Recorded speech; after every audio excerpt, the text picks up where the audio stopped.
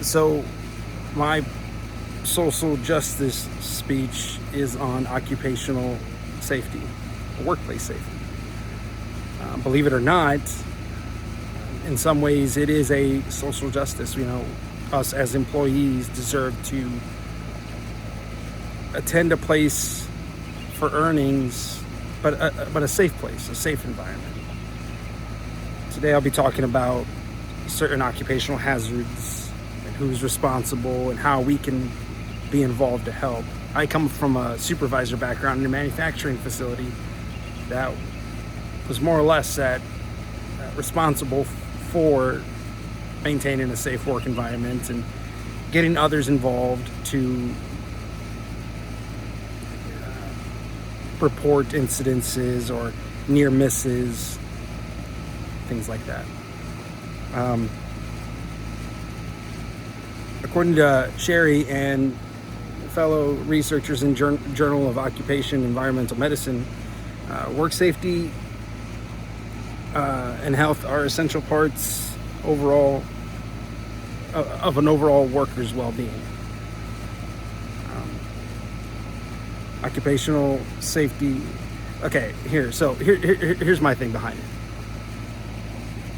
We go to work, we expect to come home the same way we got there. We don't want to go to work and depending on the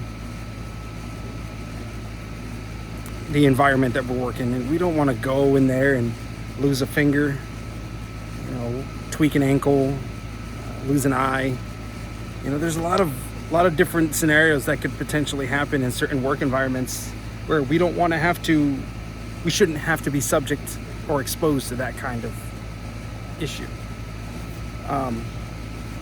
Common workplace hazards include things like, it's just my notes here, sorry, slips, overexertions, ergonomics is a big thing. Ergonomics is one of the bigger things that we did discuss in my last workplace. We've got employees who are bending over consistently, and we needed to be a lot smarter with how we facilitated the company's needs along with maintaining our health,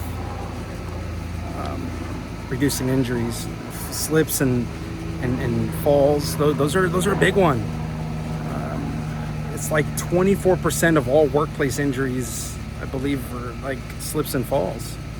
Ankle tweakings, walking around a pallet, things like that, especially in a manufacturing environment or a logistical environment where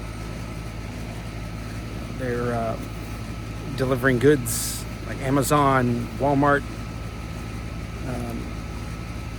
things like that.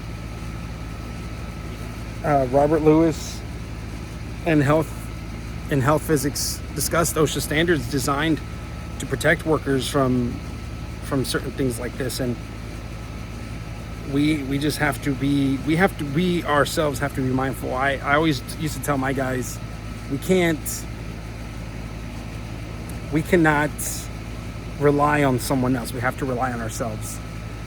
If we expect someone to always be there when we need them, in the sense of, hey, can this be practiced safely? We have to be able to make that judgment call on our own. Not everybody's always going to be there. Not everybody's going to want to move as fast as we do to make changes. That's a big thing. Impact on workers and families. It's important. Some of us have families. We got kids, spouses. Your parents have some of you who maybe their only child or whatever. The last thing they want is a phone call from your job to say, hey, this happened to so-and-so. The company's going to do a very good job at explaining that maybe it was caused by complacency. They're never going to pick your side. The company is not designed and built to take care of, if something were to happen, they're not in the position to sit there and say, this was on us. They will do everything they can to make sure that they are protected. So it's our responsibility to maintain our own safety and the safety of others that we work with. In my previous job, we used to do things called near misses, and those were designed to help report an incident that could have happened, that almost happened, and started happening.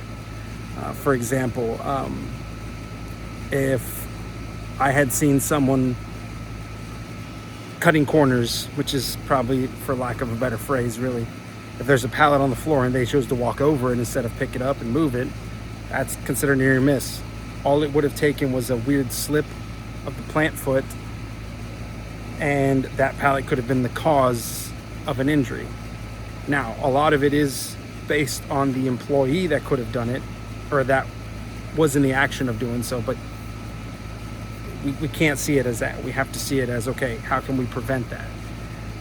I had always found that as a weird way to reward laziness, but we, as a team, we have to understand that when it does happen, because it will happen, I have another incident to talk about. It will happen. You have to be willing to accept those consequences. Unfortunate, of course. And that's where OSHA comes in. Michaels and Wagner in the Journal of American Medical Association played a big role in protecting workers. But they've got a wide variety of things that they take care of as well. The 2020 COVID pandemic, OSHA was heavily involved in that as well. So it's not just slips, trips, and falls. OSHA's responsible. That's what I'm trying to say, is like, we can't always rely on OSHA to be there to make adjustments. We ourselves have to take care of our dailies. We got to take care of ourselves on a daily, take care of each other on a daily. And honestly, occupational safety, workplace safety, all of that comes down to people taking care of people. You get the right leadership, the right management involved, they will find a way to prevent workplace injuries, workplace near misses, any occupational hazards. And then that gets trained on to supervisors or team leads that can help distribute that level of training and awareness to the remaining staff. It's a teamwork thing. It's all based on teamwork. We have to learn to take care of ourselves first, and then we can help each other take care of each other.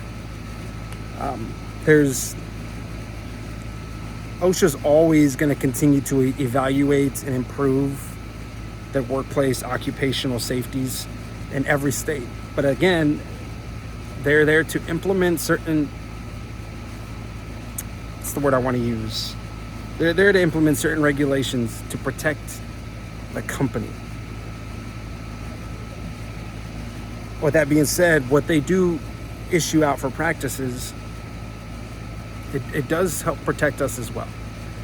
So in closing, we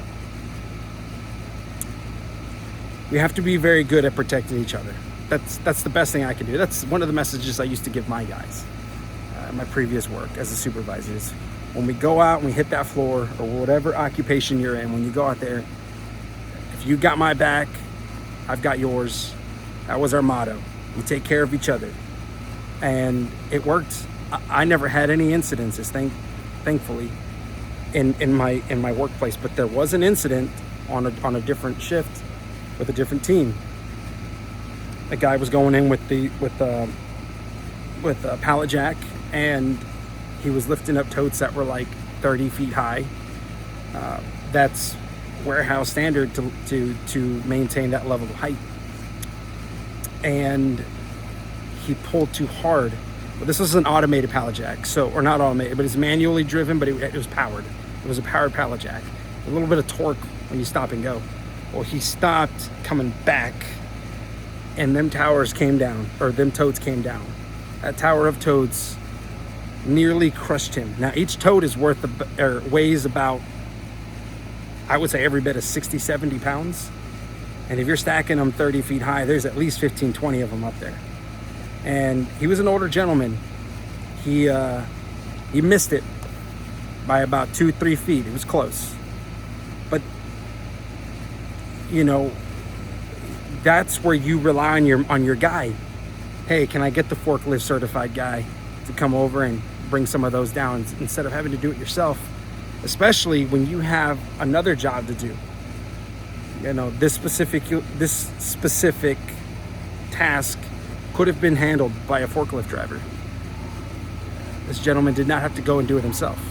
It's considered a near miss, but it was a safety issue that was since then improved on. There was new standards on how we do it, but it's only going to take incidences to change the pattern, and that's unfortunate. But if we can take care of ourselves, there won't be too many patterns that need to be changed. So again, in closing, I appreciate your guys' time. Please, any workplace environment you guys go to, take care of yourselves. It is a social injustice, to believe it or not. Companies look out for themselves. We have to look out for each other. We must protect each other. It's the only way we get home in one piece the next few hours after work. Thank you.